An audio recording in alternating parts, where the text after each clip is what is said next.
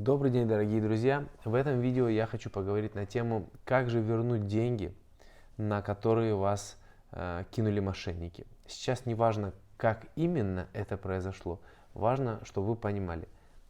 Вы, если вас кинули, эти деньги переводили в принципе добровольно, там, вас ввели в заблуждение, вы их перевели.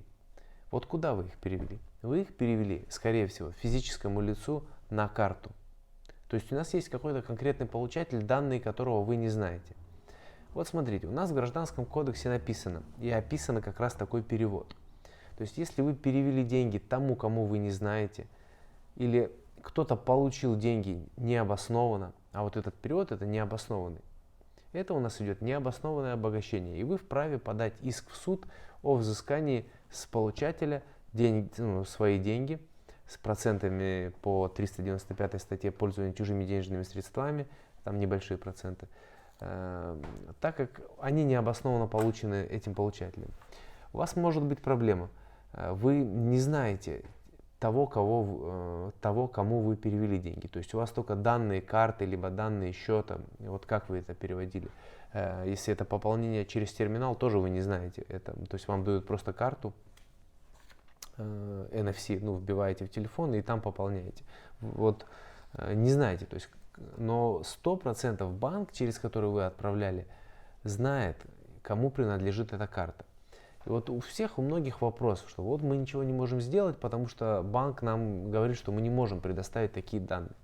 Действительно, вам банк просто так, даже если вы будете объяснять, что мы перевели это мошенники, он не вправе по закону предоставлять эти данные, так как есть 152 федеральный закон, который регламентирует, что эти персональные данные вправе обрабатывать только банк. То есть они хотели бы, может быть, вам помочь, но не могут. Значит, что вам нужно сделать?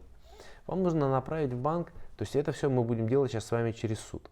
Опять же, я буду объяснять, не вдаваясь в подробности, если в интернете много шаблонов. Если вот просто алгоритм вы поймете, вы сможете это сделать сами. Если нет, обращайтесь ко мне, пишите в Telegram, это мы поможем. Пишем в банк заявление, в свой банк, через который мы отправляли. Либо если это через NFC, пишем в тот банк, кому принадлежал терминал, через который вы пополняли. Что нами был осуществлен такой-то перевод, пополнение карты. Мы не знаем данные получателя, хотим обратиться в суд о взыскании необоснованно полученных денежных средств. Пожалуйста, сообщите нам данные получателя для того, чтобы мы обратились в суд. Вам банк ответит, нам обязательно получить этот письменный ответ. Вам банк ответит, что мы не вправе предоставить вам данные, деньги вам может вернуть только сам получатель добровольно. Берете вот этот ответ, смотрите, где зарегистрирован банк, в который вы обращались. Он будет зарегистрирован там где-то Москва, Санкт-Петербург, Центральная Россия. И ищите в интернете или к нам обращаетесь, получаете иск в суд об истребовании документов. То есть и подаете на этот банк в суд иск об истребовании доказательств. В этом иске вы пишете, что мной был совершен перевод. Я не знаю данные получателя, но карта получателя принадлежит вот этому банку. Банк нам добровольно не сообщает эти данные, что препятствует защите наших прав. То есть мы не можем дальше обратиться в суд. Просим суд у банка истребовать эти доказательства, которые нам необходимы для основного разбирательства, предметного взыскания необоснованного обогащения. Подаете в суд, все, это буквально одно судебное заседание, вам даже ходить не надо, просто пишите ходатайство рассмотреть без вашего участия. Банк предоставляет в суд эти данные, которые вы тоже получаете, которые будут написаны в определении суда. Все, вы знаете данные получателя ваших денежных средств. Фамилия, имя, отчество, дата рождения и адрес регистрации. И вот где зарегистрирован этот гражданин, неважно, даже если это будет самый далекий от вас регион. В этот суд вы подаете письмом, либо госуслуги через специальный портал «Газправосудие» называется, иск в суд о взыскании необоснованного обогащения. Просто прикладываете чеки, какие у вас есть, и говорите, что гражданин получил деньги необоснованно, просим взыскать их в обратном порядке. Буквально тоже одно судебное заседание, если тот гражданин в суд не является, судья выносит решение, даже если является, он никак не обоснует, за что он получил. Потому что это номинальные личности, которые вообще не знают, что там какие-то деньги ходили. Просто мошенники скупают пачками эти карты, находят таких людей, кто может на себя открыть дебетовые карты. Скупают карты, живут недолго, очень большая вероятность, что на этой карте есть деньги. В среднем, вот, если он покупает такую карту, мошенники, если покупают такую карту, им на карту дают гарантию 14 дней, то есть 2 недели. Продавец, ну вот на этом черном рынке. То есть это означает, что люди начинают жаловаться на эту карту, потому что не только вы один переводите. Карту сразу банк блокирует. Пишет получателю: прошу предоставить подтверждение, источник происхождения денежных средств. Получатель даже не получает это, потому что мобильный, то есть они пишут ему в мобильный банк, а мобильный банк находится под управлением мошенников. То есть просто на эти деньги люди забивают. И там деньги, скорее всего, есть, потому что их банк блокирует. И только когда по запросу суда эти деньги можно получить обратно. Но чаще всего эти деньги остаются на счету, то есть не только ваши деньги, а вообще, то есть ваши там, может, они получили и перевели. Я говорю просто, чтобы вы понимали, что там зависают деньги очень часто. То есть мошенники там много денег теряют таким образом. Вот, и вы получаете, соответственно, судебное решение по необоснованному обогащению в вашу пользу на эту сумму. К судебным приставам нести не надо. В тот банк, куда вы отправляли, где открыт счет у вашего должника, уже теперь он ваш должник официальный, предъявляете и говорите: просим взыскать денежные средства по судебному решению, перечислить на такие-то реквизиты, даете свои реквизиты. Если там есть какие-то деньги, банк спишет их в вашу пользу, вы их получите. Если там денег нету, банк вернет вам это судебное решение и будет написано, что на этом счете денежных средств нет.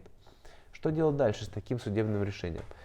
То есть я сейчас не говорю, я понимаю, что у вас параллельно с этим идут там баталии с полицией, которые хотят признать вас потерпевшим, а не банк, если там кинули мошенники, либо если это кинули на акциях, которые говорят, что это гражданское дело, там вы платите этот кредит, или, если это кредит.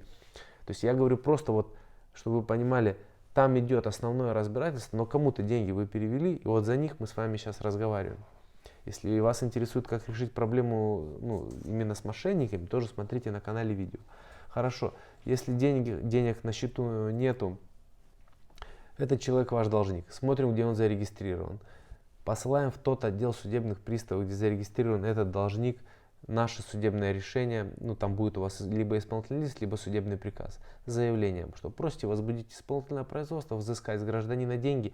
Чаще всего вот эти номиналы, дропы, на которых мошенники открывают карты, это пенсионеры, у них есть доход, пенсия. Если это дебетовая карта, скорее всего, у них не будет, то есть если мошенники открывают на него дебетовую карту, там есть жесткое требование.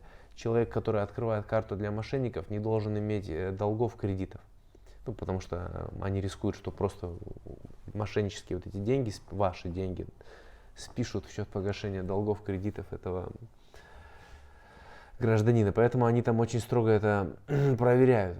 Вот. И если он пенсионер, вы имеете право получать половину его пенсии, пока весь долг не будет погашен. Если у него может быть имущество, то есть это уже надо смотреть. То есть когда в отношении него у вас будет исполнительное производство, вы будете взыскателем. У себя в госуслугах сможете зайти, нажать кнопку «Ознакомиться с исполнительным производством», введете номер этого исполнительного производства, вам там прямо на экране телефона либо компьютера предоставят полностью все данные о его имуществе, там если какое-то есть. И вам не должно быть жалко этого человека. То есть, конечно, он по сути не при делах, он просто дал карту мошенникам, и эти деньги он даже не видел.